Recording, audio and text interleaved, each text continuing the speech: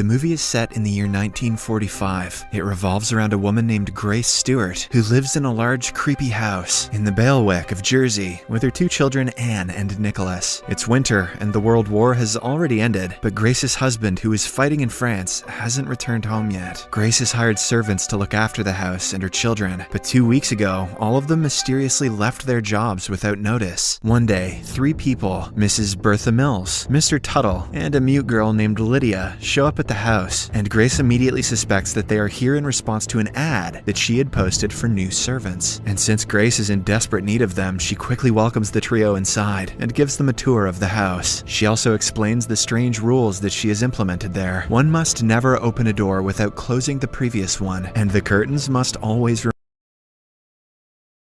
Children are photosensitive. They break out in rashes and sores if they are exposed to even a small amount of sunlight. Grace further explains that the house doesn't have a telephone or radio because she prizes silence. Moreover, there isn't any electricity because they are used to living without it.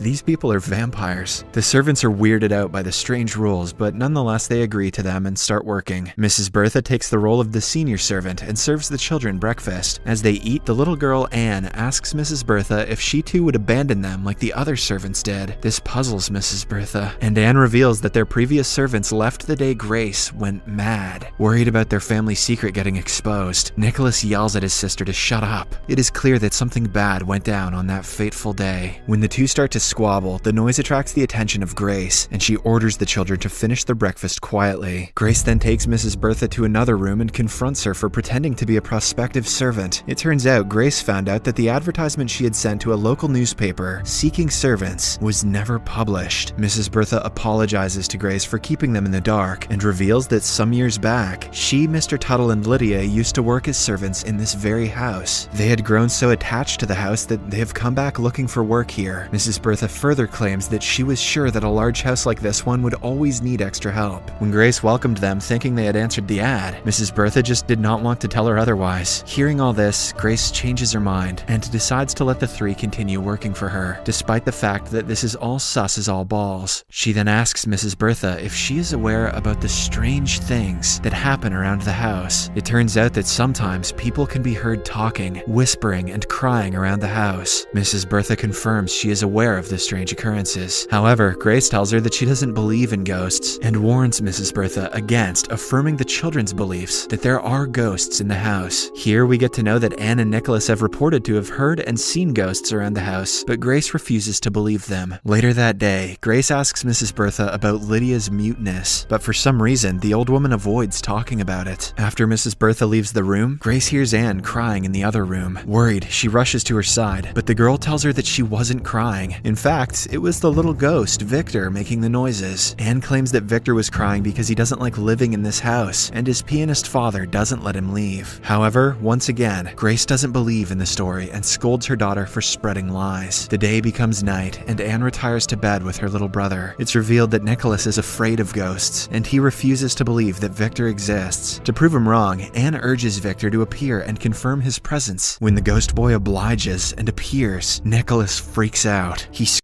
for help, prompting Grace to rush to their room. Enraged, she immediately punishes her daughter for feeding ideas into her brother's mind. Anne accepts her punishment of memorizing the Bible, but refuses to deny that Victor and other ghosts exist. One day, Grace hears someone running upstairs. When she goes to inspect, she asks Anne about the noise, but the latter denies hearing anything. Grace then presses her daughter for the truth, promising to not punish her. It turns out Grace is fed up with denying the truth and wants to get to the bottom of the strange occurrences around the house. Anne finally admits that there's someone in the nearby room. When she goes to inspect, Grace sees an invisible figure leaving the room, opening and closing the door behind them. Terrified, she rushes out and asks Anne about them. The little girl reveals that the ghosts claim to own the house, and they are now planning to reclaim it. Grace begins to panic, and she discusses the incident with Mrs. Bertha. The old lady calms her down, and Anne shows her a picture of the ghost family that allegedly lives in the house. It turns out Victor lives with his father, mother, and an old woman in the house. Anne Anne claims that she has seen the old female ghost the most. Hearing all this, Grace finally believes her children, and she calls all the servants and carries out a ghost hunt. Bust out the peanut butter, boys, we're catching Casper tonight. She orders them to open all the curtains so there aren't any dark corners where someone could hide. However, they fail to locate anyone. Instead, Grace comes across pictures of the previous owners of the house. She also finds a photo album, and strangely, in all the pictures, the people photographed are sleeping. Grace asks Mrs. Bertha about the strange album, and the old woman reveals that the people in the photographs aren't sleeping. They are actually dead. It's the Book of the Dead. In the last century, people used to take photographs of the dead in the hopes that their souls would go on living through the portraits. Grace is shocked by the tradition, and Mrs. Bertha comments that grief over the death of a loved one can lead people to do the strangest things. As expected, Grace is weirded out by the books, so she orders Mrs. Bertha to destroy them. Later that night, she sits down with Mrs. Bertha and talks to her about the previous owners of the house, who apparently moved to London. Grace again asks her about Lydia's muteness, and the old woman claims that the little girl stopped talking one day for no reason. However, Grace finds the story hard to believe, as she feels like Lydia must have gone through some sort of trauma for her to suddenly stop talking. That night, Grace wakes up to the sound of someone playing the piano. Must be the pianist father. The pianist father. That makes more sense. When she walks over to that room, she again witnesses the presence of an invisible being and gets frightened. The next day, Grace discusses it with Mrs. Bertha, and the latter mentions that she believes her. She tells Grace that sometimes the world of the living gets mixed up with the world of the dead. This is why they are constantly being visited by the dead souls, who are apparently the previous owners of the house. As expected, the revelation terrorizes Grace, and she decides to get her house blessed by a priest. But before leaving to find Father McGraw, she orders Mr. Tuttle to look for gravestones on the property. It turns out Grace was told about a small cemetery inside the property when her husband bought the house. She suspects that the previous owners of the house were buried inside the property. After Grace leaves, Mrs. Bertha and Mr. Tuttle discuss the former's departure. Surprisingly, two alleged servants are hiding secrets of their own, and they are aware about the hidden graves on the property. Meanwhile, Grace gets lost in the mist, and instead of finding the priest, she finds her husband, Charles. She is shocked and also relieved to find him alive and well. For some reason, Charles looks lost and very out of it, but Grace brushes this aside and brings him back home. The children are also delighted to finally have their father back, and they welcome him with a warm embrace. However, much doesn't change after his return, as he spends most of his time lying down on the bed, hardly interacting with his family. Moreover, after her husband's return, Grace again goes back to denying the existence of ghosts, much to Anne's dismay. The scene then cuts to the day of Anne's communion. Grace leaves her daughter for a moment and heads to another room, but when she comes back, she is horrified to find her sitting on the dirty floor in her communion dress. Moreover, the little girl is aged to become a creepy old woman. Puzzled and afraid, Grace chokes the old woman, demanding to know where Anne is. Eventually, the veil rips off, and Grace learns that the person in the dress has again turned to her daughter Anne. Horrified by what just happened, Anne runs away, accusing her mother of trying to kill her. Grace is also equally shell-shocked by the incident, but she doesn't know how to react. Later that day, Charlie strangely confronts her about something that happened a week ago. It turns out that he is talking about the same incident where Grace went mad. Appearing remorseful, she breaks down and insists that it wasn't her fault. She doesn't know what took over her that day. However, Charles doesn't believe her and insists that he has to return to the war. Grace is naturally against this, and she reminds him that the war is over. Soon, the two get into an argument, but one thing leads to another and they start to make love. The next day, Grace wakes up to find that Charles has left again. As she despairs over his departure, Anne and Nicholas wake up to find the curtains in their room gone. When they start screaming, Grace quickly rushes to their side. She tries to take them to a dark room, only to realize that all curtains from the entire property have been removed. Left with no choice, Grace blocks the light from the window with a chalkboard. But surprisingly, despite them coming in direct contact with sunlight, the children don't break out in rashes and sores. Instead, they demand to see their father, but with a sad look, Grace reveals that he has left again. She then confronts the servants, demanding to know where the curtains went. However, they appear to be nonchalant and suggest that Anne and Nicholas are no longer allergic to sunlight. This infuriates Grace, and she orders them to leave the house. Afterwards, the children nervously hear their mother turning the house upside down looking for the curtains. Afraid that she has gone mad again, they decide to sneak out of the house in search of their father. Grace eventually makes her way to the servants' rooms. There, she finds a photograph of Mr. Tuttle, Lydia, and Mrs. Mills, inscribed 1891 from the Book of the dead. This reveals that the three are also ghosts who had died over 50 years ago. On the other hand, Anne and Nicholas come across the gravestones of the same three servants. Surprisingly, the trio appears in the distance and starts approaching Anne and Nicholas. Afraid, the children run back into the house with the servants following. They reunite with Grace, and she immediately jumps in to protect them from the approaching ghosts. She tries to shoot them, but as expected, the bullets have no effect on the ghosts. However, Grace locks them out and tells her children to hide. From outside the door, Mrs. Bertha tells Grace that she must learn to live with the dead in the same house. She claims that she and her friends died long ago when they contracted tuberculosis. And just like Grace, they were unaware about it for a few months and kept living in the house as if nothing had happened. But one day, they eventually got to know the truth, and that is when Lydia went into shock and became mute. Mrs. Bertha continues that even if she and her friends leave, the other ghosts will never leave the house, and they will eventually find Anne and Nicholas. Soon enough, the old ghost lady from earlier in the movie finds the children, who yell for their mother. Grace rushes upstairs, and there she notices the old lady and Victor's family sitting around a table. It's clear that they are performing a seance to speak to Grace and the children. The old woman is acting as the speaker. Here, in a shocking turn of events, it is revealed that Grace and her children are the actual ghosts. Moreover, the woman and the other people sitting at the table are normal humans who have been tormented by the dead's presence. Grace and her children are already dead, but they are unaware of it and continue living as if everything is normal. The old woman tells the children that they are dead and asks them about what happened on the day they were killed. Grace panics and tries to stop the seance. When nothing works, she grabs the medium paper and tears it apart, eventually managing to break the seance. Later, Grace finally comes to terms with the situation and reveals about the day that she went mad. Her husband Charles hadn't returned from the war, and this caused her to spiral into depression. And on that fateful day, she couldn't bear the pain anymore and killed her children by suffocating them. After this, she committed the unthinkable. This was the reason why the servants left the house unexpectedly. Moreover, it is also revealed that Charles, who returned to the house, was also a ghost, as he had already died in the war. The house is currently inhabited by the pianist, his wife, and son Victor. They are scared to death because of the hauntings of Grace and her children. The movie ends with Victor and his family leaving the house. As Grace watches from upstairs, the house is again put up for sale, but Grace and her children vow to never leave the place, as they belong here.